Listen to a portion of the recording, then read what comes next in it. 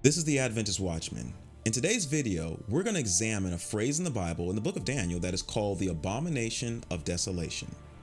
Now, we're going to examine and try to understand, does the Abomination of Desolation refer to Antiochus Epiphanes sacrificing a pig on the altar? Does it refer to Clovis, king of the Franks, setting up Catholicism in the Roman Empire? Or is it something else? In today's video, you're going to find out exactly what the Abomination of Desolation means. So are you ready? Here we go.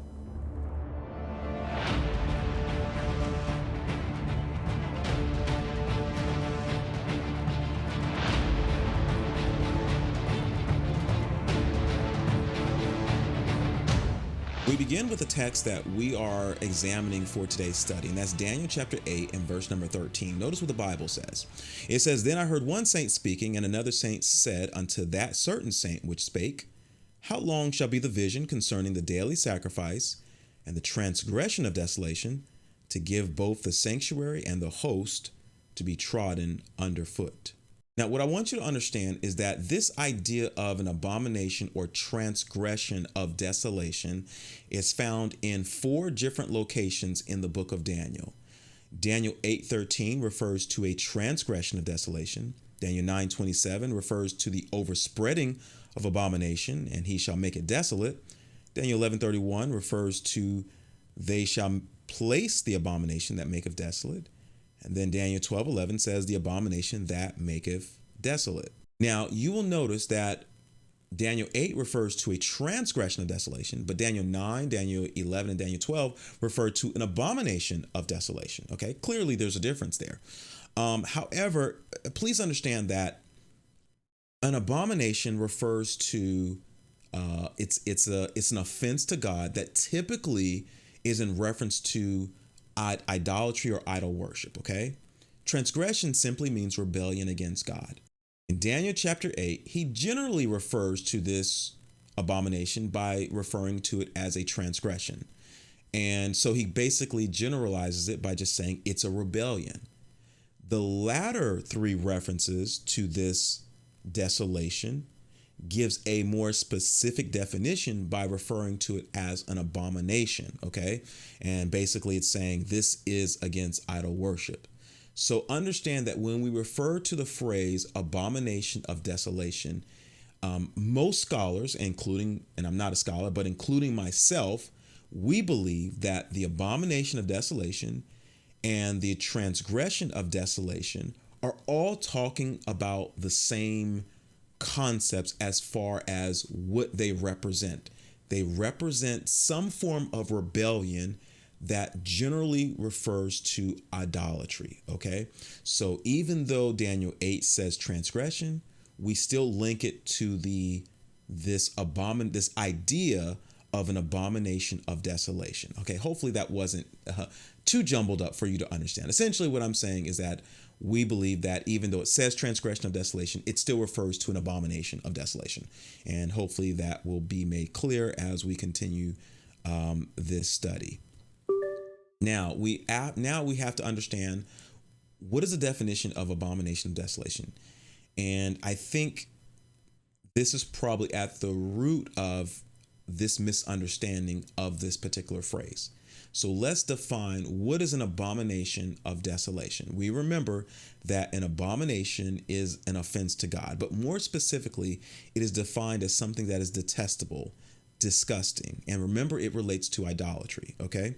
Desolation simply means it's ruined, it's emptiness, it's destruction, it's destroyed. Okay, so if we combine both of these definitions together, we can see that an abomination of desolation is something that is detestable that results in ruin. Okay, hopefully you can understand that definition. You can see how I place those two items together, but that doesn't give us what is Daniel talking about when he refers to the abomination of desolation. That doesn't give us, because Daniel's talking about something specific. And this definition that we've derived is more generic, okay? So let's understand what this specifically relates to.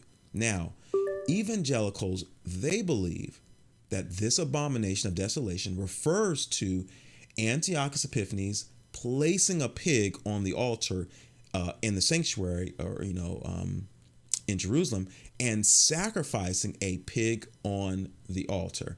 Now, the reason why this is considered detestable, and I agree that it's detestable, is because a pig is an unclean animal. And when we look at the sacrificial system, we recognize that, generally speaking, the sacrifices all represented Jesus Christ.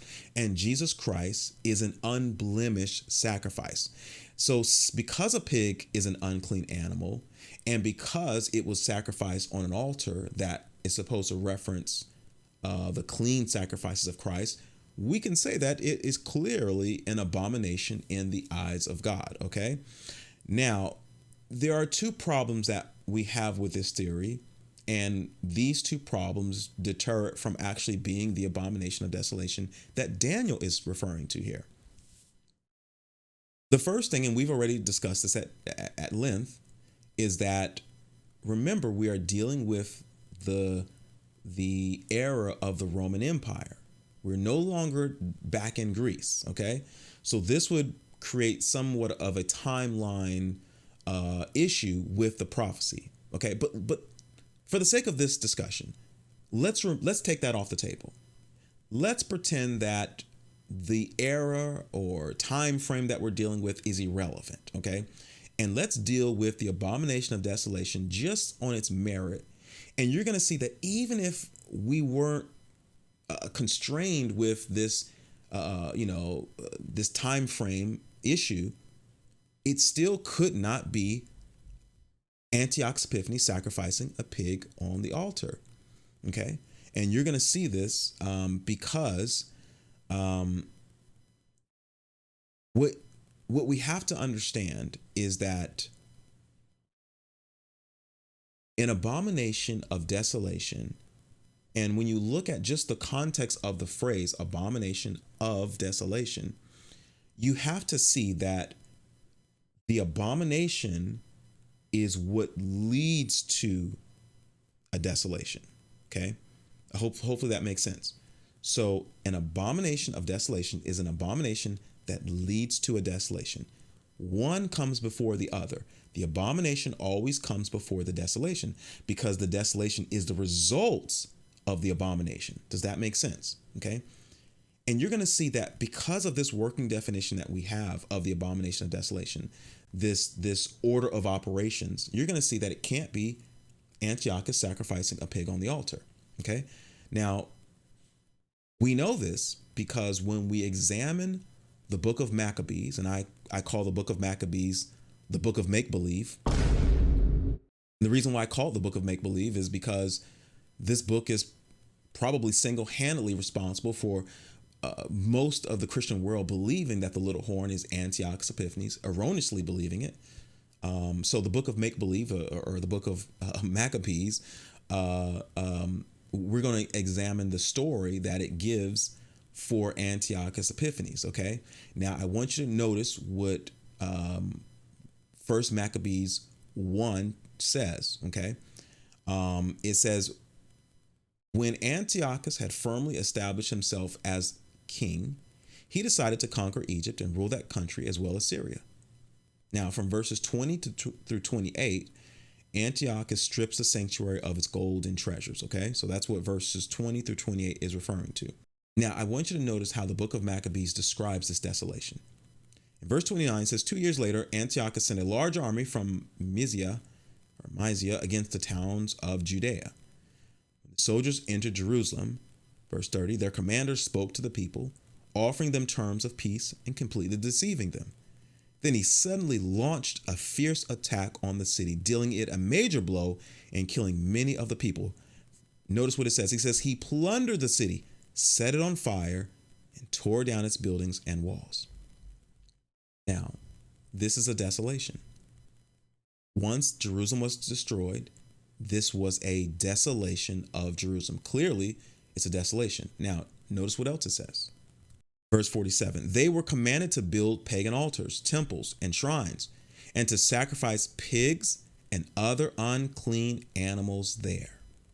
Did you catch that? You must understand that in the book of Maccabees, we see the desolation of Jerusalem occurred before the abomination of the pig on the altar. Now, this may be minor to some of you, but what you must understand is that the definition of an abomination of desolation is an abomination that occurs first that results in a desolation. Here in the story of Antiochus Epiphanes, we have the desolation occurred first and the abomination occurred second. That's not an abomination of desolation. That's a desolation of abomination. Now, I told you that the book of Maccabees is the book of make-believe. So how can I believe the book of Maccabees? Well, in order to solidify this, let's look at another reference. Okay. BibleArchaeology.org. We're going to cross-reference this to make sure that the book of Maccabees is correctly providing this narrative.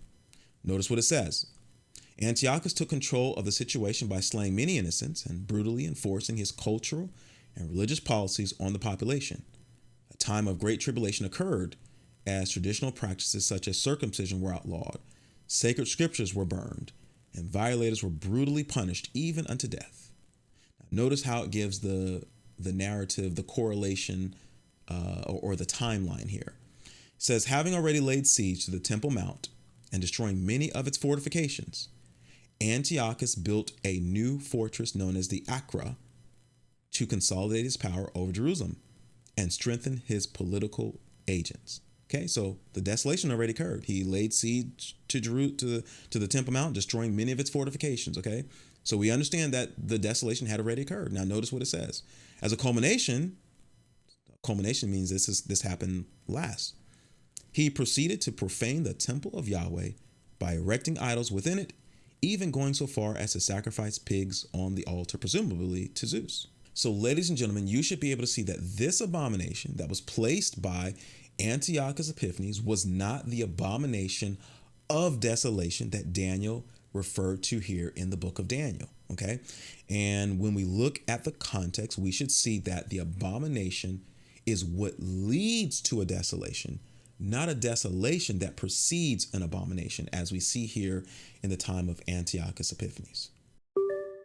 Now let's examine the idea that Clovis, king of the Franks, instituted or set up the abomination of desolation within the Roman Empire. Now, most historicalists in the Adventist church, they believe that Clovis was the sole proprietor of placing this abomination, which they believe is the Roman Catholic Church.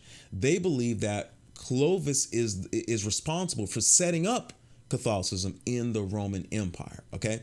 Now, the historical record says that Clovis I was, I believe, the first king of the Franks, a Germanic tribe, which basically transitioned to what we now know today as France. Okay. Now, in 497 AD, Clovis converted from Arian Christianity to Catholic Christianity. Okay.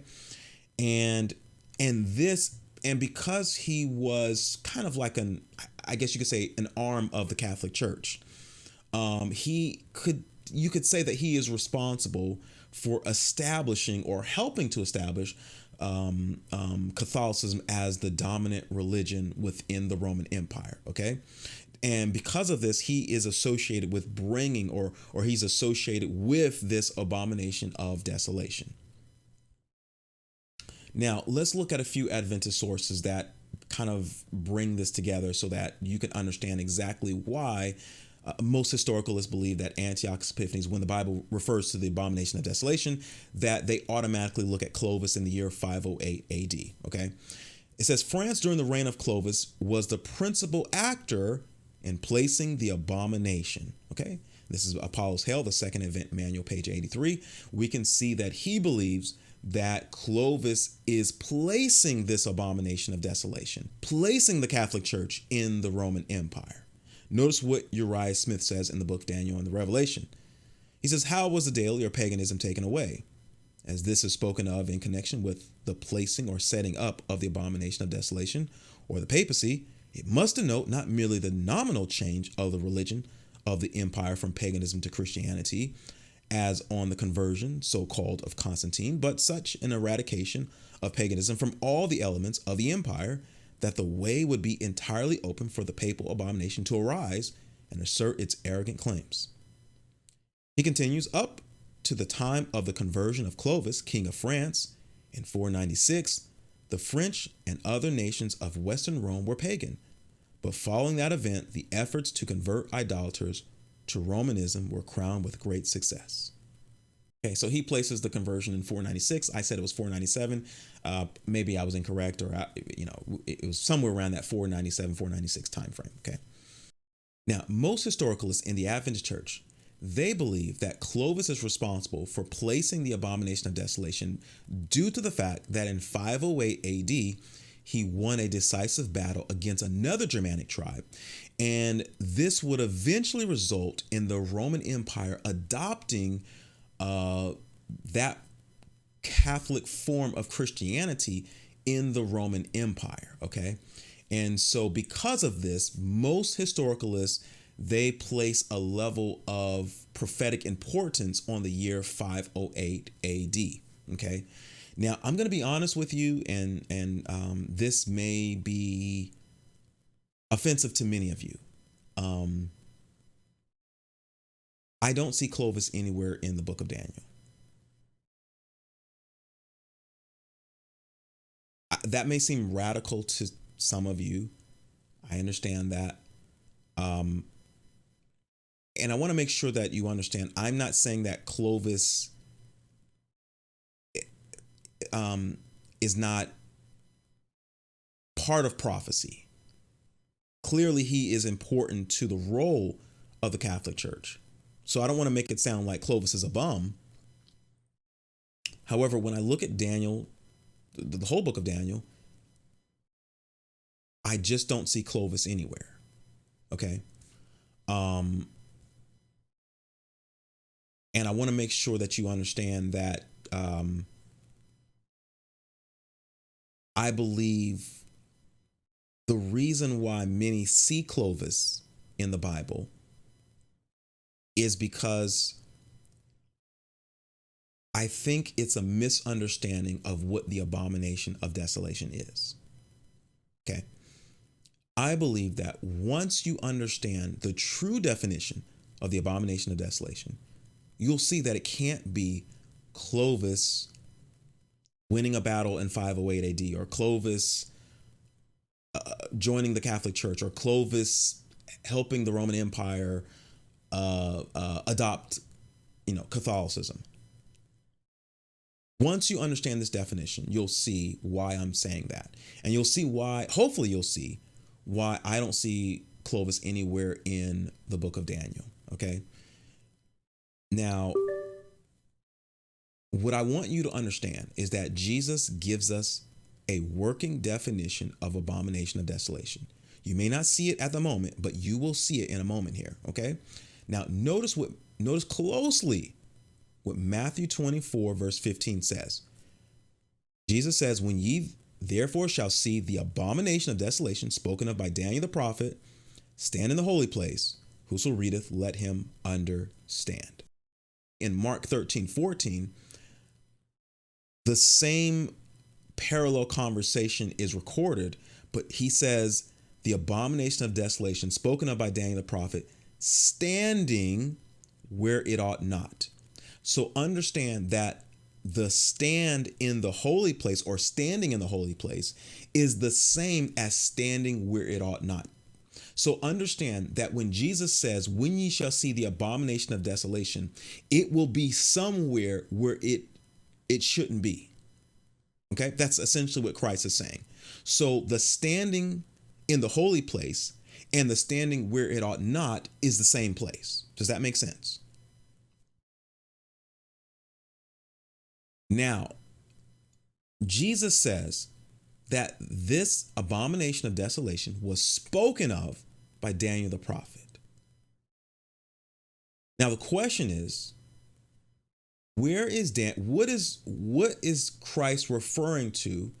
Because we've already established that we are in Daniel 8, we are in the papal era of the chapter. So when Christ says, when ye shall see the abomination of desolation spoken of by Daniel, we have to now ask ourselves a question. What is Jesus referring to that was spoken of by Daniel? Where is it found? What chapter is he referring to? There are 4 references to the abomination of desolation.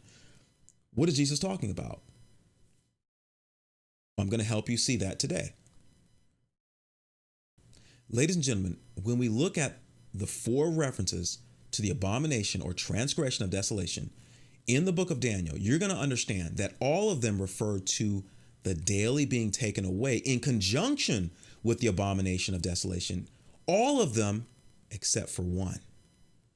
When you examine the book of Daniel, you're going to discover that Daniel 9:27 or the Daniel 9 reference to the abomination of desolation is the only reference that has no record of daily being taken away in the text.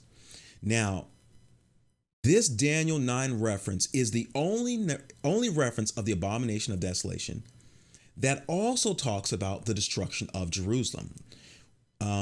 We know this because Daniel 9:27 refers to the prince that shall come shall destroy the city and the sanctuary, and the end thereof shall be with a flood, and the end of the war, desolations are determined.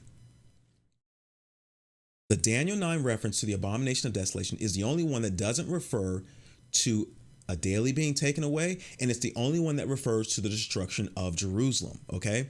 So when Jesus was referring to the abomination of desolation in Matthew 24, he was not referring to the abomination of desolation in Daniel chapter 8, in Daniel chapter 11, or Daniel chapter 12. He was referring to the abomination of desolation in Daniel chapter 9, okay? Now, this helps us understand what this abomination of desolation that Jesus was referring to. Not only do we have that, but Luke records this same conversation, but he gives even further detail. Notice what the Bible says in the book of Luke 21 and verse number 20, which parallels this same conversation.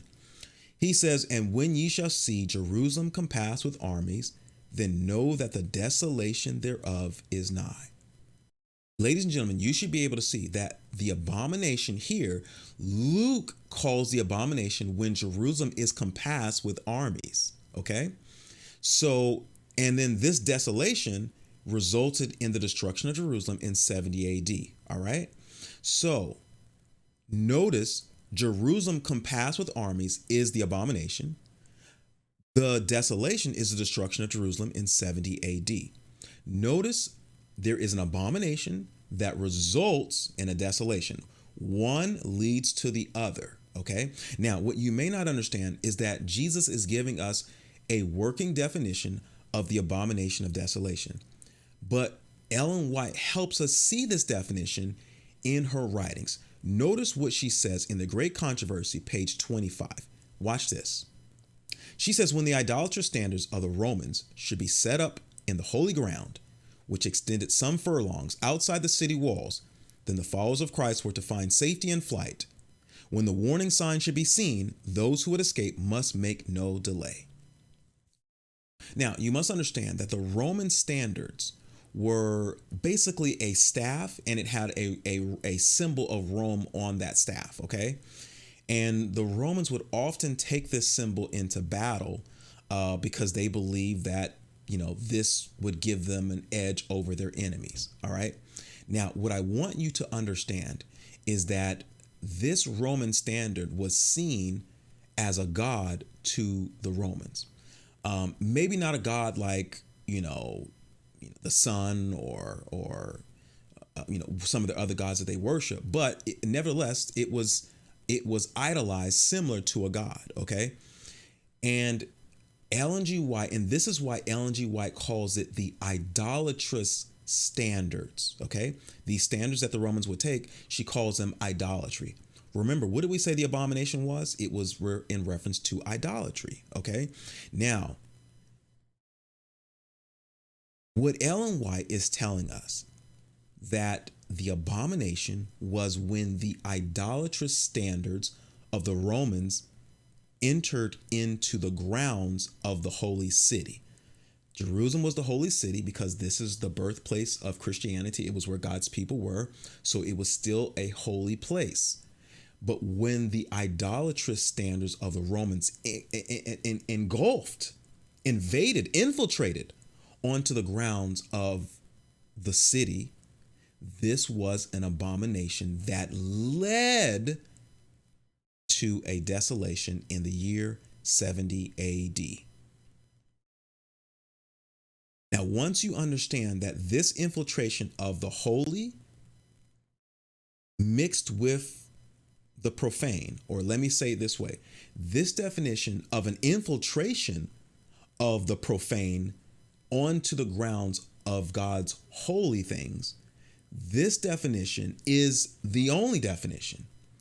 It is always the definition. It can only be this definition.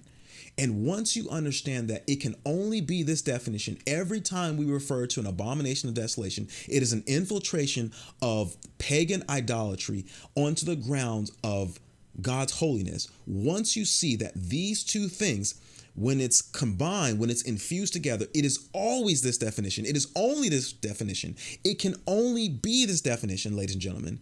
Whenever it's referring to the abomination, you'll see that it can't be Clovis. Okay? Whatever other definition that you come up with, you'll see that it can only mean one thing. All right. Now, understand this one mishap is the reason why most historicalists are looking at Clovis as the abomination of desolation or responsible for the abomination of desolation, when really it has nothing to do with Clovis per se. Okay. Ladies and gentlemen, whenever you have idolatry on God's holy ground, that's an abomination of desolation. Whenever you have the infusing of holiness and wickedness, that's the abomination of desolation. Notice what the Bible says in Malachi 2:11. Judah hath dealt treacherously, and an abomination is committed in Israel and in Jerusalem. For Judah hath profaned the holiness of the Lord, which he loved, and hath married the daughter of a strange god. Ladies and gentlemen, clearly now you should see this amalgamation of the holy with the profane is what is the abomination.